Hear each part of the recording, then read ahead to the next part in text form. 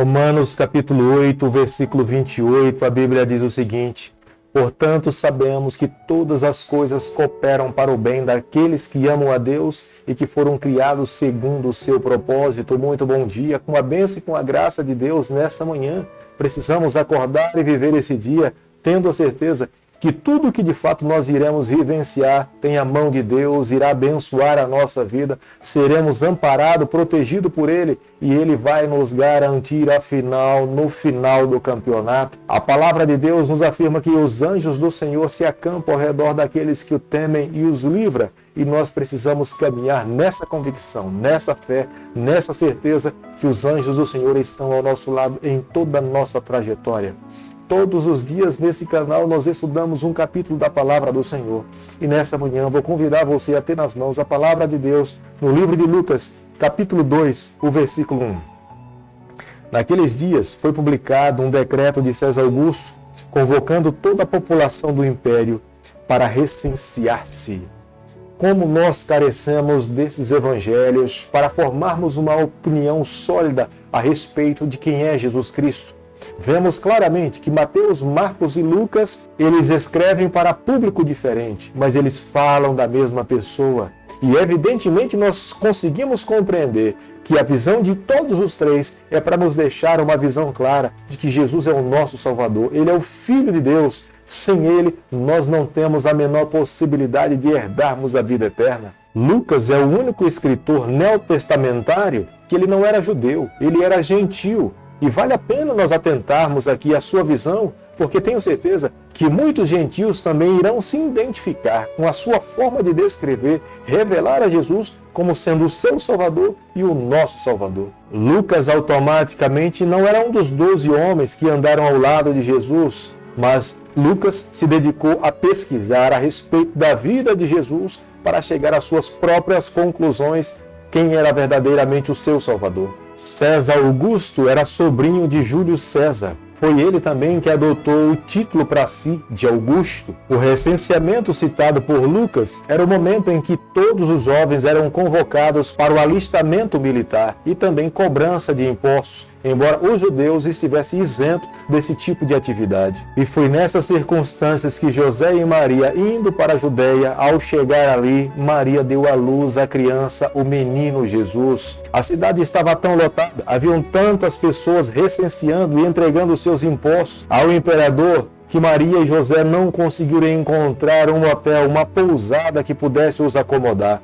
Jesus nasceu dentro de uma estrebaria. Quando os estudiosos fazem uma avaliação criteriosa do período do nascimento de Jesus Cristo, eles chegam a um período mais próximo da primavera ou outono. Mas nós hoje celebramos o nascimento de Jesus no dia 25 de dezembro. Como nós podemos observar no versículo 9 do capítulo que nós estamos estudando nessa manhã, os anjos sempre são mensageiros do Senhor. Foram os anjos que comunicaram aos pastores que estavam cuidando do seu rebanho no período da noite que Jesus tinha nascido, que o Rei dos Judeus nasceu na cidade de Davi. O nosso Salvador, Jesus Cristo, colocou os seus pés nessa terra e eles deveriam adorá-lo. O versículo 13 e o versículo 14 do capítulo que nós estamos estudando, a Bíblia fala que apareceram anjos de uma milícia celestial e esses anjos estavam glorificando, cantando, celebrando o nascimento de Jesus Cristo.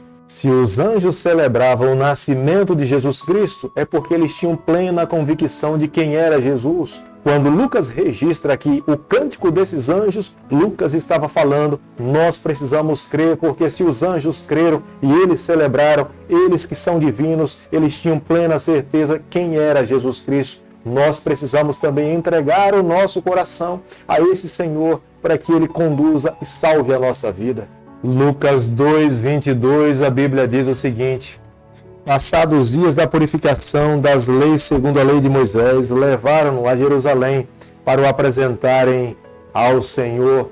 Jesus, nessa idade tenra da sua vida, Jesus foi dedicado a Deus, Jesus foi apresentado. Um sacerdote tomou Jesus nas mãos e o elevou ao céu e orou a Deus, dedicando, agradecendo a Deus pela bênção, pelo nascimento perfeito daquele menino. Uma dedicação de uma criança envolve compromisso dos pais em educar esse menino ao Senhor e, ao mesmo tempo, uma gratidão por parte da família do que Deus efetuou na vida dessa criança. Antes de Jesus ter sido apresentado no templo, os magos visitaram a Jesus. Possivelmente, muitos dos presentes que os magos deram para Jesus foram esses recursos que José e Maria tiveram para que pudessem apresentar Jesus e também fugir para o Egito. O sacrifício que José e Maria foram ao templo oferecer no momento da apresentação de Jesus era um sacrifício oferecido a Deus por toda a família quando tinha o seu primeiro filho, porque a penalidade da morte recaía sobre todo primogênito.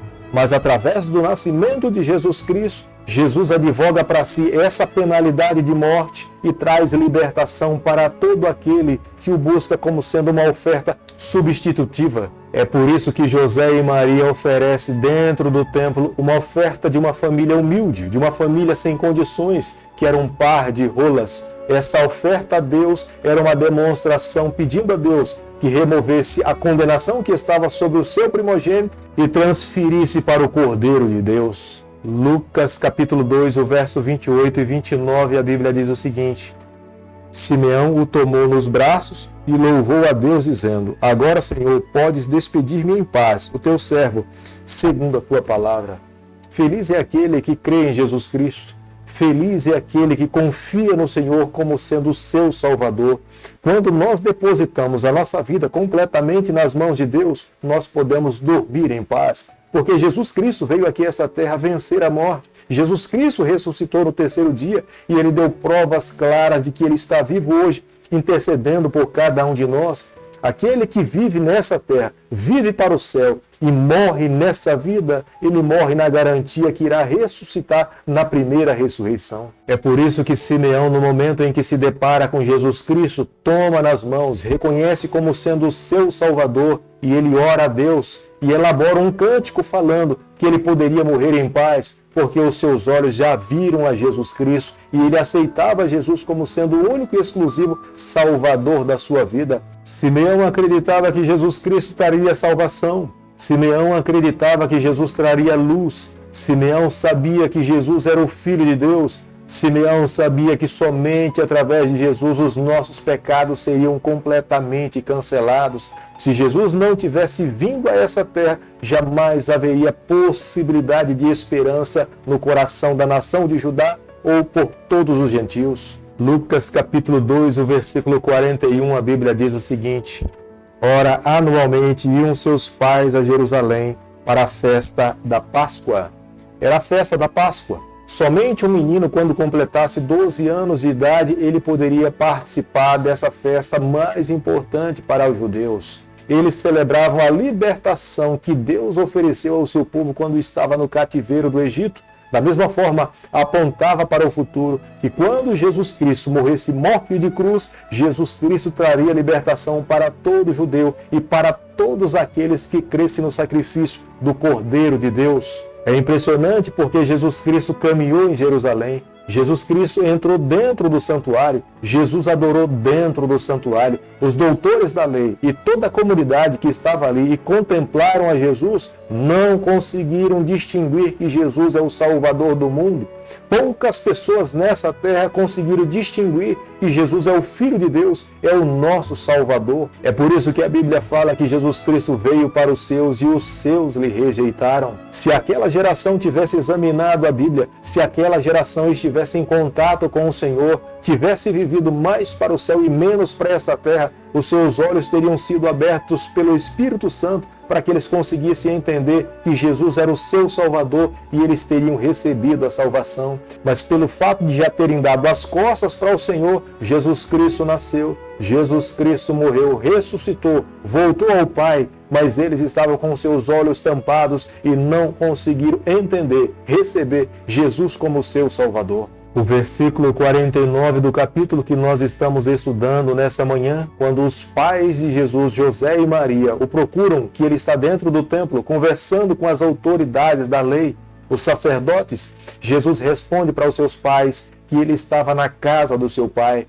Jesus tinha plena consciência da sua missão. Jesus sabia por que ele nasceu, Jesus sabia que ele tinha que morrer, mas ele também tinha plena consciência que ele ressuscitaria no terceiro dia, venceria a morte e iria atribuir a sua vitória para todos os filhos que crescem nele, lhe recebesse como Senhor da sua vida. Amigo, hoje eu e você, nós precisamos receber a Jesus, nós precisamos crer nessa história real. Lucas tinha a responsabilidade de escrever para um gentil, mas Lucas sabia também que no futuro muitas pessoas teriam nas mãos esse evangelho, e esse evangelho seria suficiente para abrir os nossos olhos, para recebermos e entendermos que Jesus é o nosso único Salvador, ele é a nossa única esperança. Nós não podemos perder o contato com o céu, porque se nós estivermos em contato com o céu irá revelar para nós verdades que esse mundo não consegue enxergar. Mas aqueles que se trancam para o céu, Deus se revela a essa terra, e aqueles que estão nesse mundo estarão cegos, com seus olhos vedados, não conseguirão compreender as verdades do céu para a nossa salvação. É por isso que a cada dia nós temos um chamado de Deus a nos humilharmos a Ele, abrirmos o nosso coração, confessarmos as nossas falhas e pedirmos forças para vivermos uma vida vitoriosa. Querido Pai, em Tuas mãos nessa manhã nós nos colocamos. Queremos a cada dia viver exclusivamente para o Senhor. Toma o nosso coração, perdoa os nossos pecados, nos conceda a graça de um dia estarmos com o Senhor por toda a eternidade. É o nosso pedido e a nossa oração, e nós fazemos em nome de Jesus. Que o Senhor te abençoe e te guarde, que Ele faça resplandecer o seu rosto sobre você, que Ele tenha misericórdia de você, que sobre você nessa manhã Ele levante seu rosto e conceda a sua paz em nome de Jesus. Amém.